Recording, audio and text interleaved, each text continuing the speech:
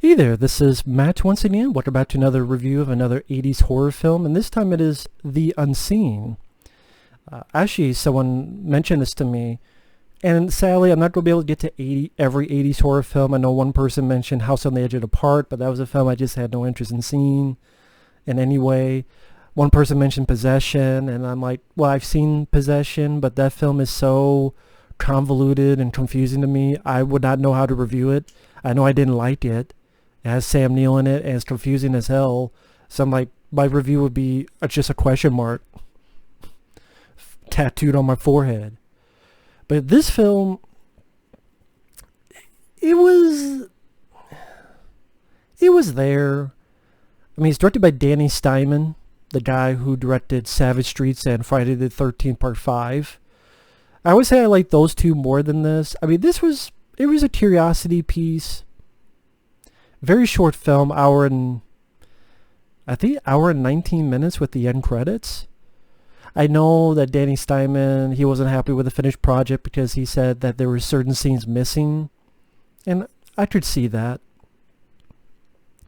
The gist of it, three women get into town.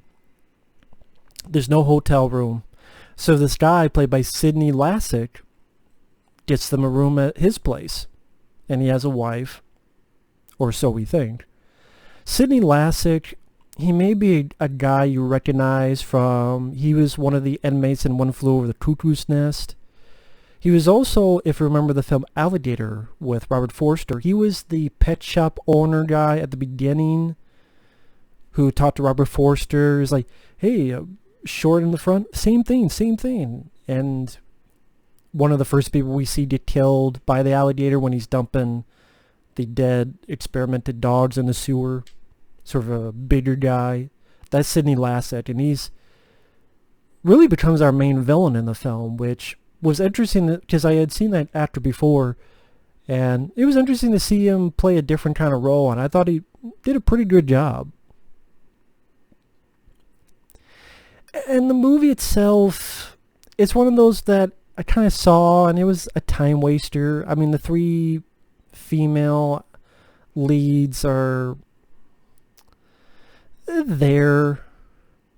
I mean, the main lead, pretty much her story is she has this boyfriend who has a bad leg, and she's like, you should go in and fix it, but if he does, he'll lose any chance of being a football player. So he's very headstrong on it. Then they have sort of a fight. Then she leaves for this thing.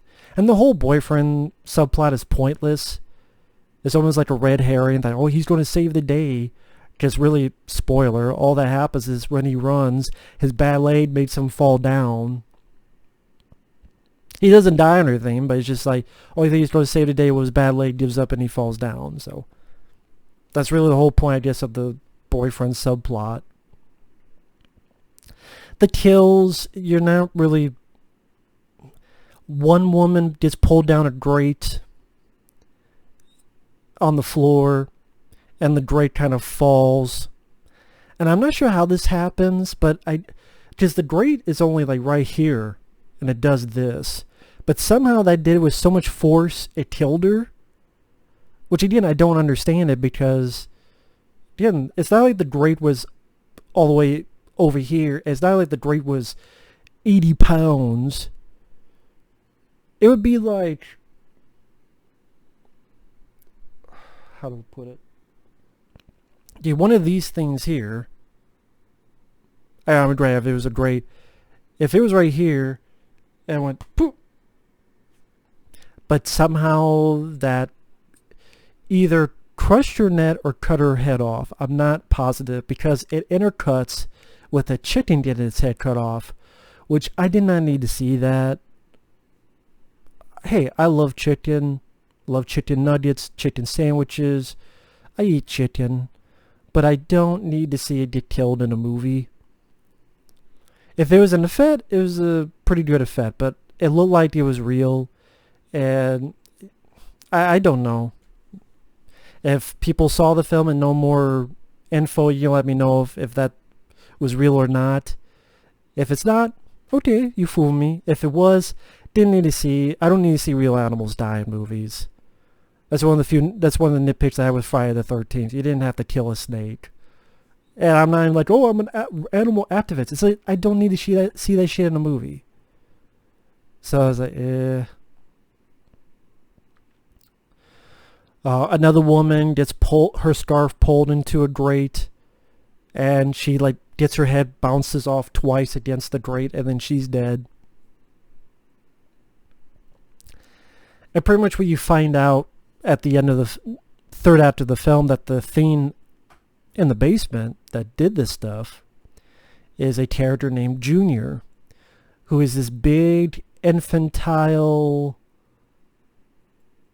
mentally handicapped guy, almost like a big baby. I'm not saying big baby like, oh, he's just got a diaper and that's it. I'm saying he's big, little bit of fucked up face, looks like a goober, and has a body of, one of those gushers. Yeah, the candy. And the mind of a child. And you get the idea that he didn't kill those two women on purpose. Like, he just didn't know what he was doing. So, yeah, it's wrong that he did it, but, he's mentally can't process it. And Sidney Lassick has this woman who we think is the wife, but you come to find out they are brother and sister.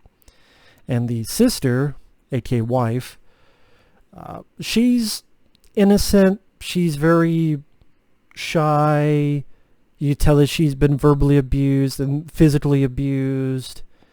And, I mean, this is an older woman, but she's not with the villain, as in she's not, oh, I'm glad someone died. She's a victim on her own. And the kind of unveiling of the plot, of the story, I should say, was kind of a decent little story. I don't know, but like it was a decent little story, like finding out, oh, these are brother and sister. The actors did their jobs well, Sidney Lassick, and I forget the lady who played the sister/wife. But the acting, I thought, was pretty solid. Like, there's a scene where Sidney Lassick we're hearing dialogue about when his dad found out what Sidney was doing to his sister and got his sister pregnant. And that inbreeding led to the unseen. And that his dad was mad and upset and was going to fuck him up. But then you realize that during that time, Sidney Lassick had killed his dad. And then we find that the voice is coming from a skeleton, and it's Sidney Lassick's imagination. That long ago, his dad found out what he was doing to his sister. The dad tried to stop it, and Sidney Lassick killed his dad. That's what I mean. Like, the story's not a bad story. It's just, I don't know if sadly the direction, or it just was kind of slow and uneventful. And it's not really a film I would ever... It was on YouTube for free. That's how I saw it. Someone uploaded the whole thing. It's not something I would ever get if it was on Blu-ray or DVD. It's just... I can't really put into words what it is that bothered me about it. It's just kind of like, uneventful. Maybe because I've just seen too many other movies. The death scenes weren't much. Stephen Furst, the guy from Animal House and other movies, he's the guy who plays Junior. He was one of the new, how do I put it, not cadets, but new people to go into Animal House. He was the newbie, one of the newbies. The pledges, I guess, the way with the new pledges. He was the big guy. Stephen Furst has been in a couple other films, but I'm like, oh, wow, Stephen Furst. Different role for him. And the character, he's not evil.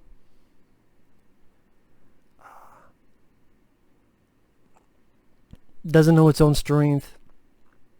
at least the story for the finale is not that bad, because the mother of the unseen, the sister slash wife of Sidney Lassick, she wants it to stop. And she even tries to stop Sidney Lassick from killing the last girl, our lead girl. But then she gets punched out by Sidney the asshole. And Junior doesn't like that, so he starts trying to fuck up and kill his dad. Charges him, the guy flies back. Tries to crush him in a bear hug. But Junior kind of gets killed fairly easily, because Sidney just gets a piece of wood with a nail and pops him in the head, and he dies, and the mother's sad. The lead girl tries to escape. The boyfriend arrives. You think he's going to save her. His leg does his bad knee, falls to the ground.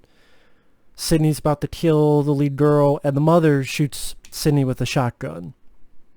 Which just made sense, because she's the one who should do it, because she's the one who's been victimized the most. Abused by her brother, knocked up by her own brother. So that's what I mean. And, you know, it ends on not a stupid note. I mean, the last shot is her trailing her dead kid, the unseen. And you feel kind of bad from the woman. So that's what I mean, like, the acting's not bad. It's a fairly short film. Again, if you take out the end credits, it's like an hour and 15 minutes. The Sidney Lassick and the woman that plays wife slash sister, and even the little bits you see of Stephen Furst, they didn't do a bad job.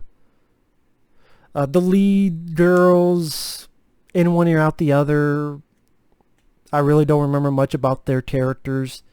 Like I said, the whole boyfriend subplot was kind of pointless. But again, maybe that was the point, is that was just a big old red herring. The kills aren't much. Yeah, it's just, I don't know, just one of those movies I saw and went,